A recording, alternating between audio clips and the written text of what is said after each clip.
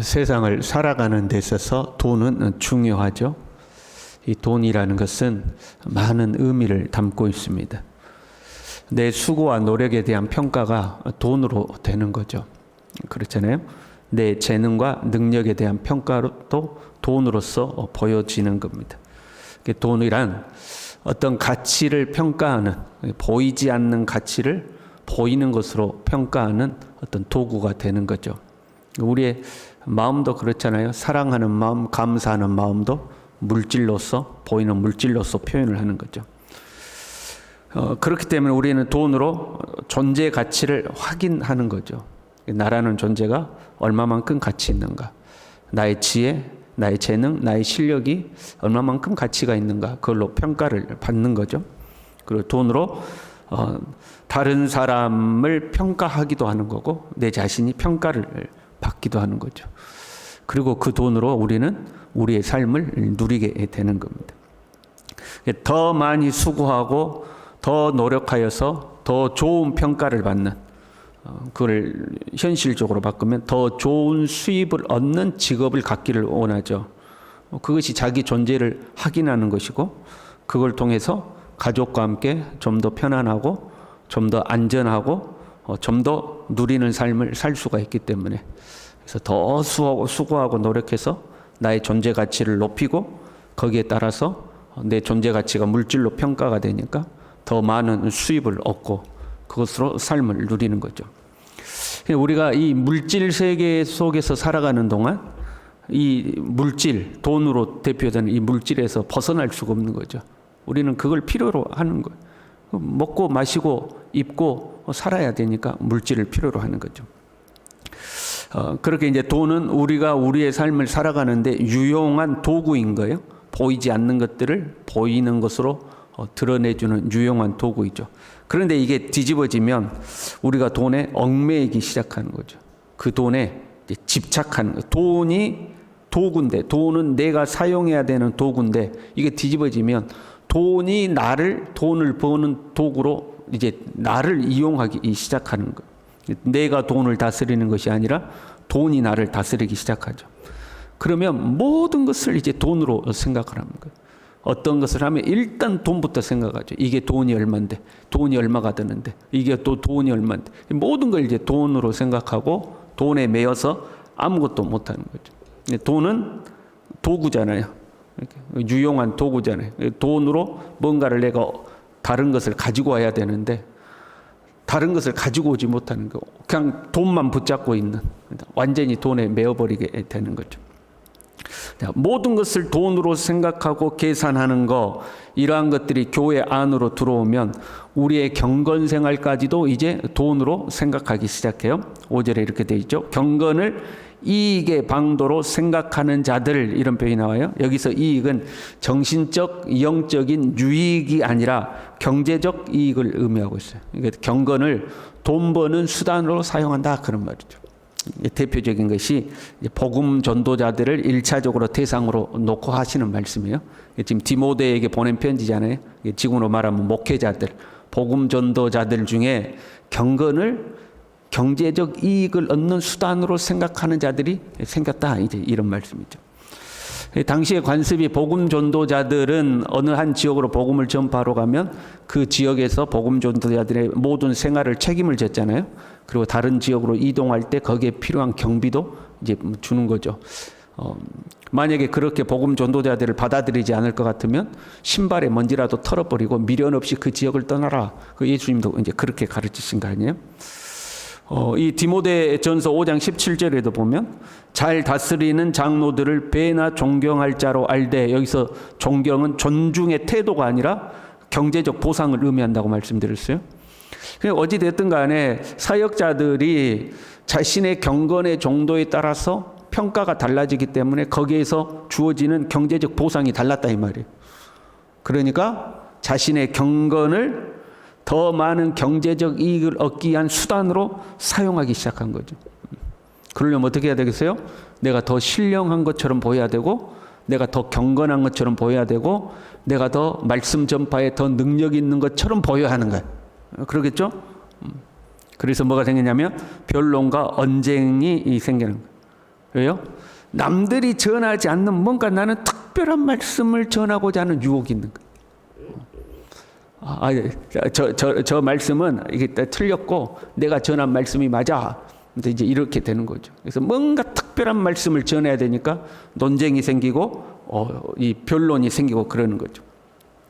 여러분, 하나님의 말씀은 어렵지 않아요? 누구라도 듣고 이해하고 행할 수 있어야 돼요. 그렇잖아요. 그래야 공평하신 하나님이잖아요. 모든 사람이 하나님의 말씀을 듣고 이해가 되고 그 말씀을 행할 수 있어야 되죠. 우리가 아는 하나님의 말씀에 뭔가 새로운 것이 있는 게 아니에요. 우리는 하나님의 말씀을 다 알고 있어요. 성경 66권이 우리의 손에 있잖아요. 그러면 차이는 뭐냐면 이 진리의 말씀이 나에게 살아있는 말씀으로 다가오느냐 안 오느냐, 이제 이런 차이가 있는 거예요.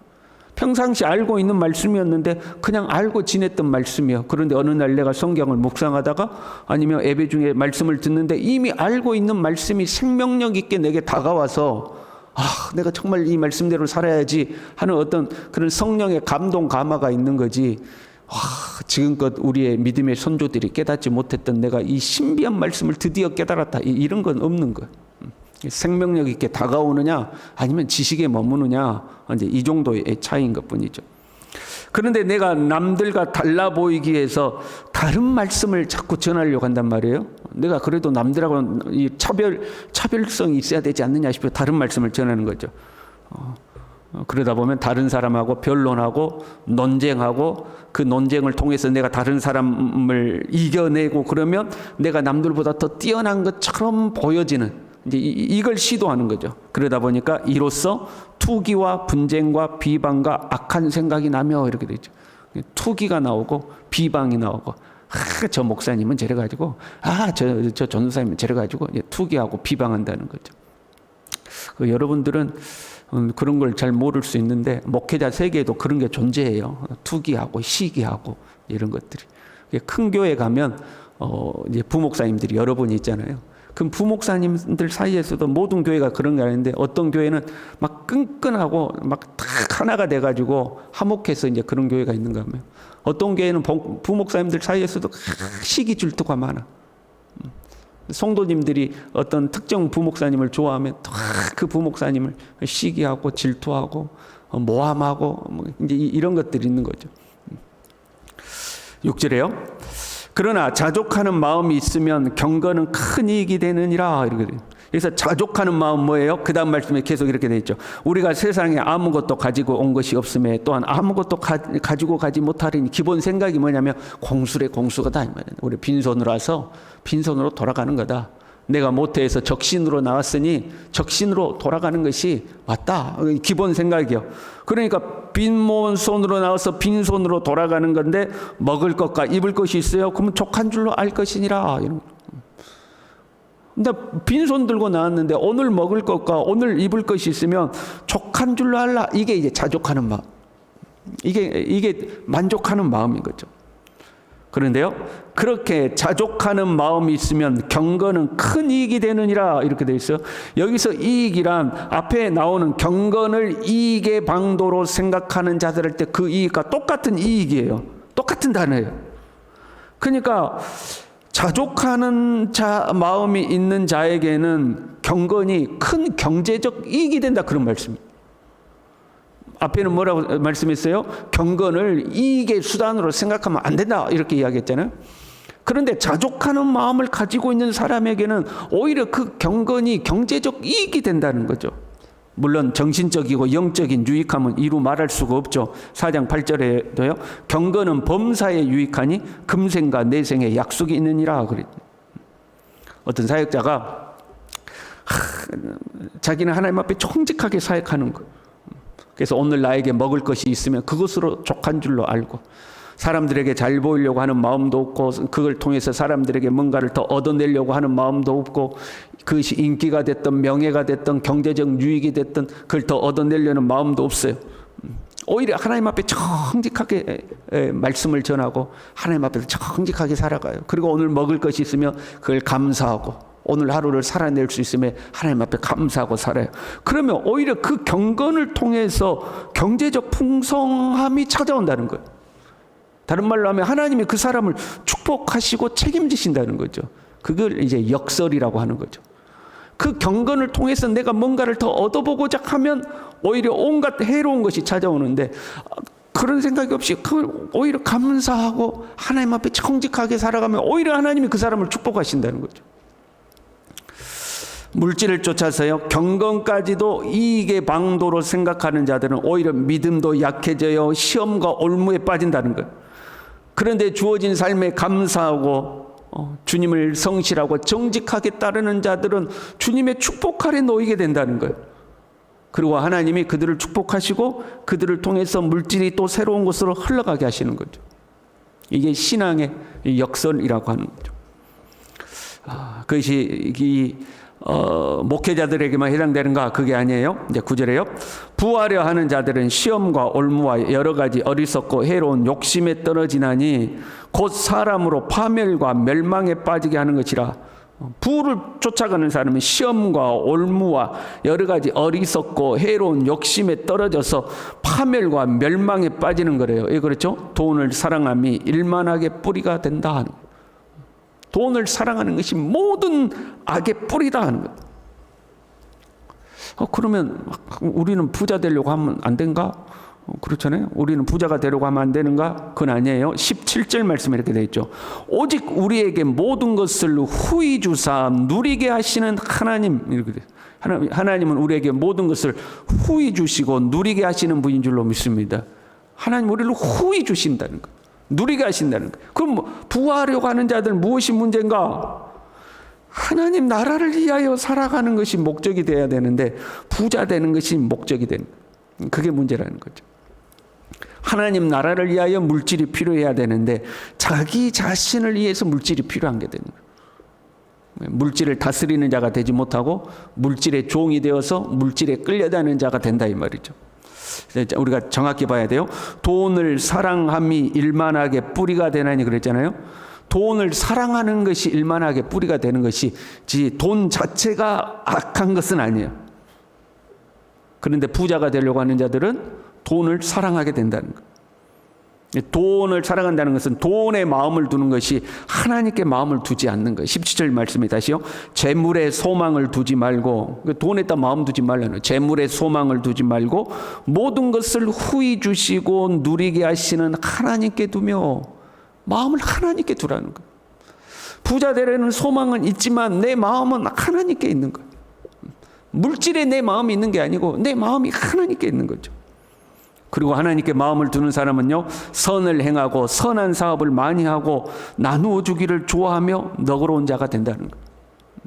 물질에 소망을 두는 자는요, 움켜쥐고 절대 나누지 않고 심지어는 내 자신을 위해서도 사용을 못해요. 왜? 내가 주인이 아니고 물질이 주인이거든요.